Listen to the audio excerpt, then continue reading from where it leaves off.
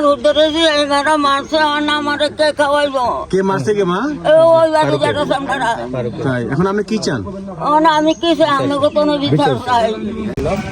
আমরা সবাই অবগত আছি আজকে কেন আমরা এখানে একত্রিত হয়েছি এই মানববন্ধনের জন্য।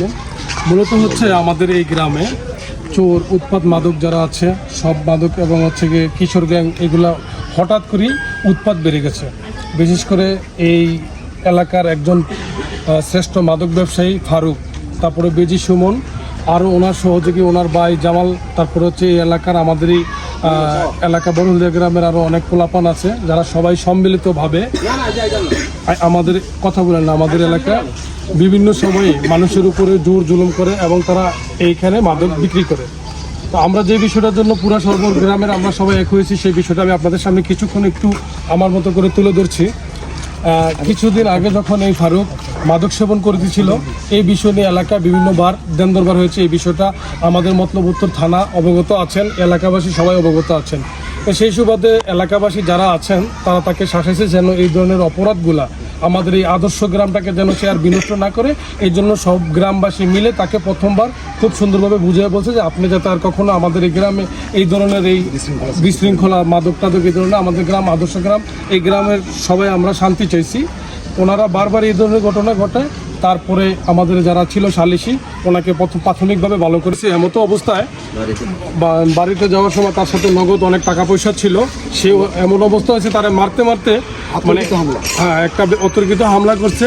সে কত টাকা তার কাছে ছিল এইটাও বলারও সেন্স নাই। সে এখন চাঁদপুর সদর হসপিটালে ভর্তি আছে। প্রাথমিক অবস্থায় মতলব উত্তর উপজেলা স্বাস্থ্য কমপ্লেক্সে ভর্তি ছিলেন।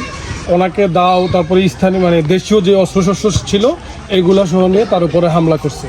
তাই ঘটনার সততার জন্য মতলব উত্তর থানা প্রশাসন, তারপর হচ্ছে সাংবাদিক সাহেবরা স্থানীয় যারা আছেন সবাই জানেন কালকে এই বিষয়গুলো করা হয়েছে। তো আমি চাই এই ফারুকের জন্য আমাদের এই আদর্শ গ্রাম যেন আর নষ্ট না হয়, আর আমার এই এলাকার আর কোনো আমার এলাকার সম্মানিত আর কোনো ভাইয়ের উপর যাতে এই ধরনের কোনো হামলা না হয়। কারণ হচ্ছে এই গ্রামে মাদক এবং এই কিশোর গ্যাং, যেই কিশোর গ্যাংয়ের অপরাধের জন্য সারা বাংলাদেশে বিভিন্ন কারণে বিভিন্ন জায়গায় জায়গায় অপরাধ ছড়িয়ে যাচ্ছে।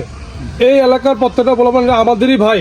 আমি চাই না আমার নতুন করে আমার সন্তান এলাকায় বসবাস করবে কেউ যাতে এরকম এই ফারুক, এই জামাল টেলার্স এবং এই বেজি সুমন দ্বারা আর আমাদের এলাকার কোনো মানুষ আর ক্ষতি না হোক। এই ফারুক সম্বন্ধে আমরা অনেক রিপোর্টই পাইছি, অনেক চুরিদারির ভিতরে সে যে সেরে আছে আমরা এটি পাইছি, অনেক বিচার তার ব্যাপারে বসা হয়েছে। তার বিরুদ্ধে আমরা অনেক কথাবার্তা বলছি, এগুলো নিয়ে সাইডে দিয়ে দেশের মধ্যে ভালোভাবে চলার লিগে চেষ্টা কর। এখনও দেখতেছি সে এটি ছাড়তে আসে না। এখন আমার গ্যাং একটা তৈরি করছে ছোট ছোট ফলাফাইন দিয়া এই দেশের ভিতরে যত চুরি দাড়ি সব করাইতে আছে। আর এই মাদক এই ফলাফাইনের কাছে তুলে দিছে ওর মতন ফারুক এই দেশে থাকাটা আমার মনে হয় যে কোনো প্রয়োজন নেই। এই ছোট ছোট ফলাফাইনের কাছে এই মাদক তুলে দেওয়াটা এটা জঘন্য একটা অপরাধ। এই কাজটা কোনো মুহূর্তে এটা সম্ভব না। ফলাফাইন যে বাজে কাজ করাইতে আছে ওরা এই দেশের ভিতরে খুব খারাপ কাজে হয় লিপ্ত আছে। ওই লগে একজন আরেকজন আছে, ওই যে বেজি করে একজন আছে বেজি সুমন, ওই সেও এই লগে জড়িত আছে। তা চোর হে এলো 1 নম্বর চোর।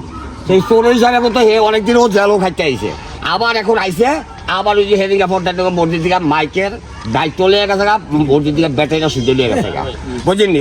ওরা দেশের মধ্যে আসলোই এই চুরিদারি বেশি ছুটে বাড়িয়ে থাকা এই আর বেশি কিছু করবো না আমরা। এটা এই যে একটা লোক সালিশি করার কারণে রাত্রে আন্নাগুন্দি যাইছিল, ব্যবসায়ী চার ব্যবসায়ী অনেক ধরে পিছিয়ে দাঁড় যাইয়া ওরা বাইরে হসপিটালে একবারে ফাড়িয়ে উঠে এলাইছে দেখে বন্ধস্থায় আসে নেই। তবে আপনাদের কাছে অনুরোধ, আমি মিডিয়ার কাছে আমার অনুরোধ যাতে এই বিষয়টা আমরা সুস্থ মতো পাই, এই দাবি বললে আমার বক্তব্য আমি শেষ করছি। আসসালামু আলাইকুম। এই বেজি সুমন আর আমার বড়হলদিয়ার ফারুক ও একটা কিশোর গ্যাং তৈরি করছে, প্লাস ও কয়েকবার চুরি করছে, রাত্রি সিন কাটা চোর, গাড়ি চুরি করা, ইন্টারন্যাশনাল ঢাকায় চড়া। এরপরে আমাদের এই গ্রামের সাধারণ মানুষ ওদের ভয়ে কিছু বলতে পারে না।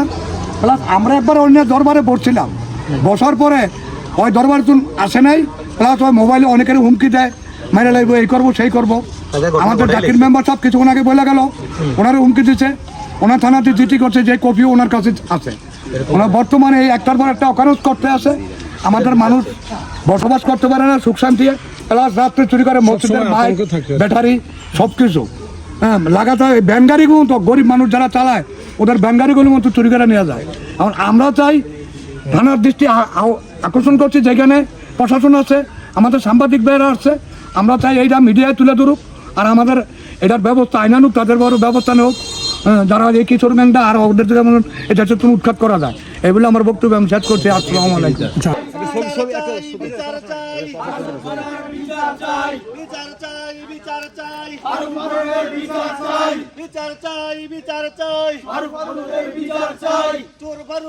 রাস্তায় নেমে তারা মানববন্ধন করেছে।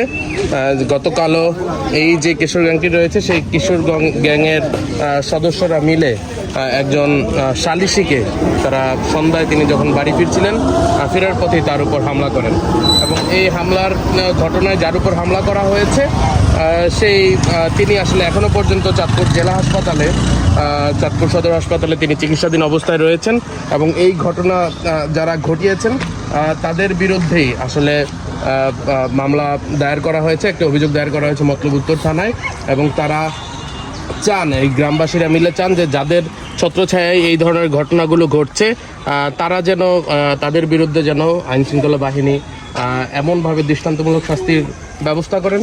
তারা আসলে বিভিন্ন ধরনের মাদক সেবী এবং কিশোর গ্যাং যে কালচার সেটিতে আরও বেশি সক্রিয় হয়ে উঠছে, এমনটাই তারা এই যে মানববন্ধনটি রয়েছে সেখানে জানিয়েছিলেন এবং তারা একটি বিক্ষোভ মিছিলও করেছেন যেন এই যারা আসলে এই ধরনের অপকর্মের সঙ্গে যুক্ত এই গ্রামে যেন তারা নির্বিঘ্নে বসবাস করতে পারেন, এমনটাই তাদের কামনা।